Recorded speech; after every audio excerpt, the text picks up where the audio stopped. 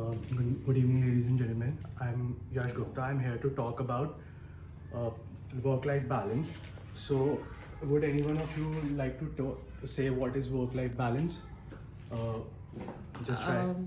Professionally and personally, in both ways, how can we balance our, how can we balance our life? That is, I he feel is So I'll tell you about what is work-life balance.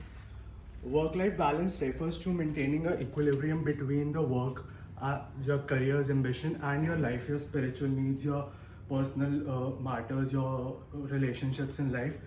And in India, 95% of millennials say that they do not have a good work life. They have an imbalanced work life. So effects of a balanced work life. What are the good effects of having a balanced work life in your life? So it gives you reduced stress, and it doesn't let any anxiety in your mind. And also, like, people are more satisfied in their personal lives, are have an ability to work harder in their workspace. Then a dedicated loyal workforce. So if a company provides right amount of work-life balance, give them right amount of holidays to have leisure activities for them, then they have a loyal workforce. The workforce feels valued towards the company as well as, and dedicated towards them as well, and which will ultimately result in less mistakes done by a workforce during the time they're working. So, and there is a more engagement and dedication towards the company as well as the work they are doing. Again, then what could be the bad effects of the work-life balance? So it will increase the amount of stress that a person is feeling. Then there will be no family time with that person who is always working and doing overtimes. Thirdly, there will be higher expectations since you're working in a huge amounts of time. You'll feel like you need more money, you need more success, which you won't get because you're already stressed, and you won't be physically able to work as well. The amount of stress that you will feel will cause you to have physical problems as well, like heart problems and heart diseases, which will further hamper your growth in any kind of industry that you try to work in. Then what actually includes a work-life balance? So a company can provide holiday entitlements. Everybody needs a vacation to switch them off from the work life that they are currently in.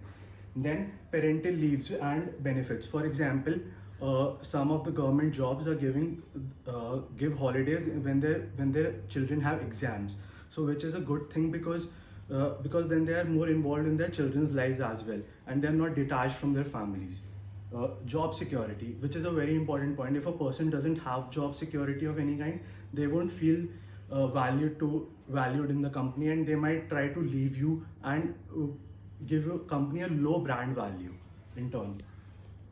Proper time for hobbies. You should always have some hobbies apart from the work you are doing, because it will give you time to rejuvenate yourself and work better when you go back after a holiday. Then you can have stress management classes. So every company these days are hiring counselors for their workers, so that they can effectively get to know what are their problems, and so that can be solved, and they can have more efficient type of work. Then there is more family time can be given, holidays and other things. Medical attentions can be given, medical funds are provided by companies these days, and it should be implemented in all the companies that are existing currently. Also, for an example, in Japan, like it from 6 days working week work 6 days work, it was reduced down to a 4-day working. So and the studies have shown that it has reduced the amount of stress on people, and the productivity increased by 10 folds. Then how to improve upon the work-life balance? What will cause an improvement? So vacations are luxury, but not a luxury but a necessity in life these days. Everyone needs to go out, as I already said. But if you cannot go out on a vacation, your work doesn't allow, or monetary benefits don't allow you to go, then you should have flexible. You should have small breaks in between your work, so that you don't stress the overtime. Then flexible working environments. For example, as we see Google offices and many of the startup these days are doing this, they have a very flexible work environment. You can come in any kind of clothes. You can do whatever you want to do in office. All they need is that you work, give the work in time, you complete the work in time, and so it is a very free environment. You can play in your free time. As you can see, even in the background picture, some of these are Google offices which are very funky, and colors are as such that they relieve your stress psychologically. Then learn to say no.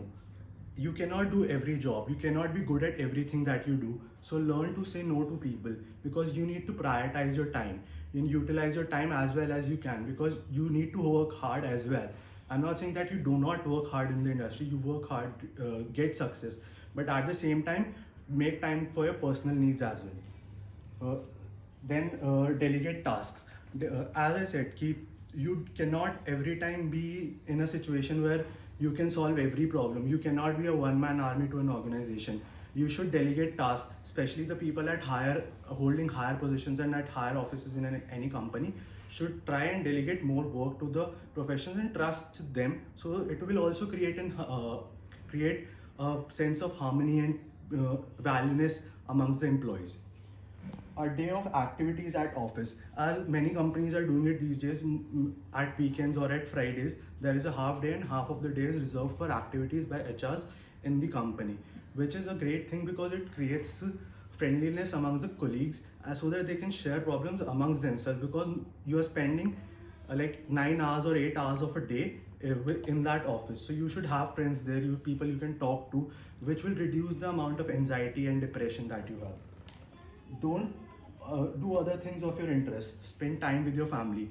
Go home and spend time with your kids, with your families, because it is also an important aspect of life. You cannot just work whole day and neglect your family, because otherwise it will cause problems in your family as well as in your relationships all the time. Focus on your health as well. Health is a very important factor, as I already have said earlier in the presentation as well, that health is very important.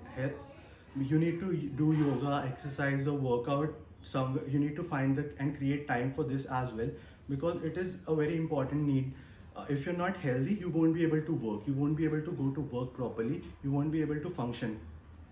Then prioritize your time and limited overtimes for everyone. This can be done in some companies, that company sets up limited amount of overtimes for every person, so you cannot exceed the amount of overtimes, and this will not let anyone to be too much filled up with work or too much stressed. So thank you very much. I'm open for any questions that you have. Not actually, Yash, because you spoke very well, and most of the answers I already got it, and I feel like this will be beneficial for other people also if they'll listen your presentation. So it is really very nice, and we got so many things, and if we will work in that way, maybe we will feel that okay, we can also balance our personal as well as the professional life. So thanks for advising us, and thanks for giving us this presentation. Very nice. Thank you.